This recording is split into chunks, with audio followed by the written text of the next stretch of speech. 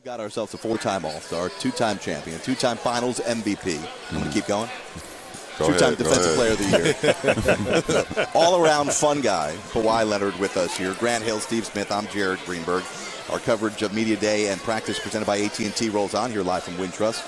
Kawhi, does this ever get old for you? Is it still pretty cool? Yeah, it's still fun. You know, it's always great to come out with the best players in the NBA, or just the ones that are named All-Stars, and go out there and compete, you know, see what their daily routines are. What do you find happens in terms of the interactions? Do you pick other guys' brains, or is it not basketball talk at all?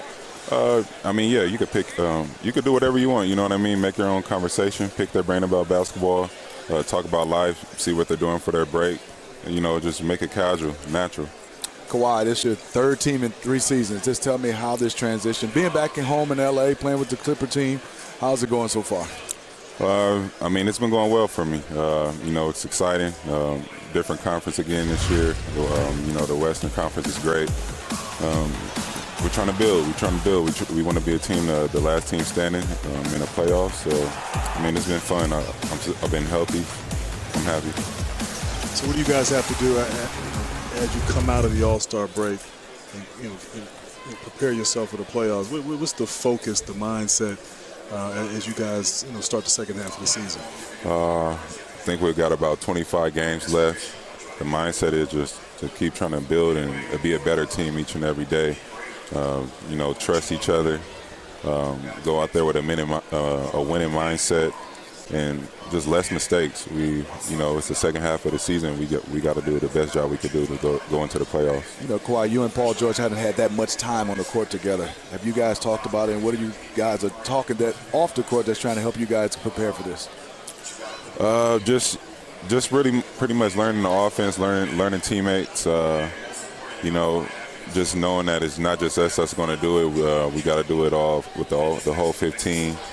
And like you said, we haven't had that much time together. Either I went out with something, a quick bang, and then he been out with his injury. So this second half is going to be huge for us. We got to just make sure we're healthy down this road. We even had Pat Beverly out a few times this season, so we all have to just combine together.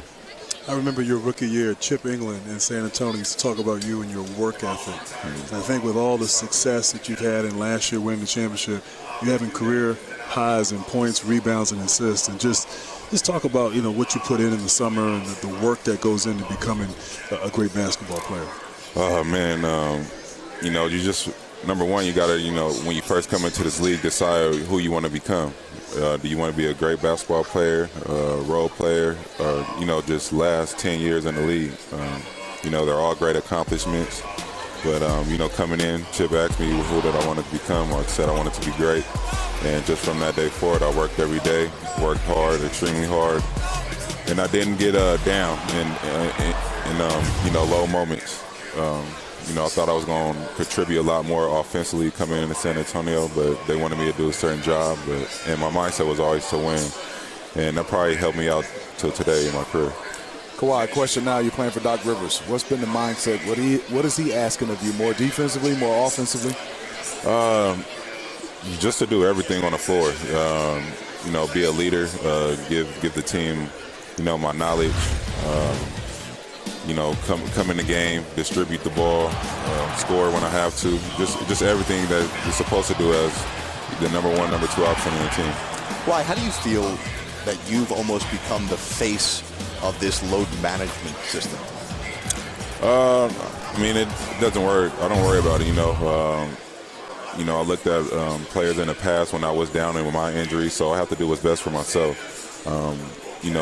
We wouldn't be talking about me or, anything with playoff runs if I'm trying to make everybody else happy besides myself. And, I went out hurt for a whole year, and I had a whole year to reflect on, how I should, contribute forward with my career.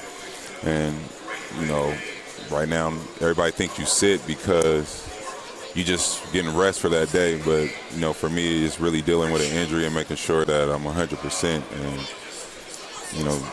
hey, I know what it is. So. You didn't play any back-to-backs last year. It resulted in a championship. You haven't played any back-to-backs this year, but I was out in Philadelphia covering your Clipper game, and I'm hearing some rumblings that there's a conversation that maybe you're going to play in a back-to-back the second half of the season? Maybe. You got to see how the body feels and, make sure you don't run over anything. You just want to be healthy as possible. Kawhi, I just got a question for you. Obviously, we know you've been cautious during the regular season the last few years and have had great results. Basketball is a game of rhythm.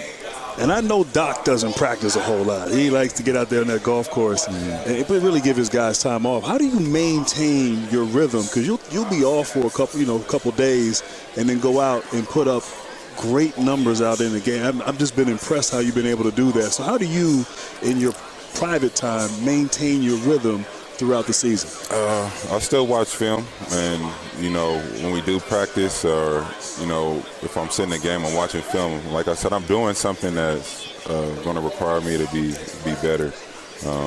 Like the games I said, I'm doing some type of rehab or injury prevention, and I'm watching film. I'm watching the game to very detailed, and once I come in the next day of practice, I'm going to incorporate it and, try to, put my mindset in that same position that I've been seeing in the game. So is it fair, just to conclude with this, that based on what you've learned through San Antonio, winning a championship there and then in Toronto, that the health and making sure that all of that is way more significant than getting a #1 seed in the West would be? Not necessarily saying that, because guys play hurt all the time. You know what I mean? It's about what the injury is. Like, I'm not no doctor, but the doctors know what you need from a certain standpoint. But it's also based on how you're feeling. Just learning that you just can't listen to what people are telling you. You got to listen to your body. Why we appreciate all your time here. This has been great getting to know you. Maybe we do this every day, you think, during the season? He said, "Oh, no. You see, here's maybe when I'm done. I don't know. Right. But right now, that's no. the sneaky thing that my prediction is, that when your career's over, hopefully a long time from now, you're going to come out and be the next Charles Barkley. You're going to be the best broadcaster ever. With Charles and the best? I don't see it right now. Is Charles the best? Right. No, I just said ran the over best. these guys like that. Oh, man. Good luck in the All-Star game. Good luck in the Congrats. second half of the season. We'll see you Yes, down the sir. road. Thank you. Appreciate All right, there it. he is.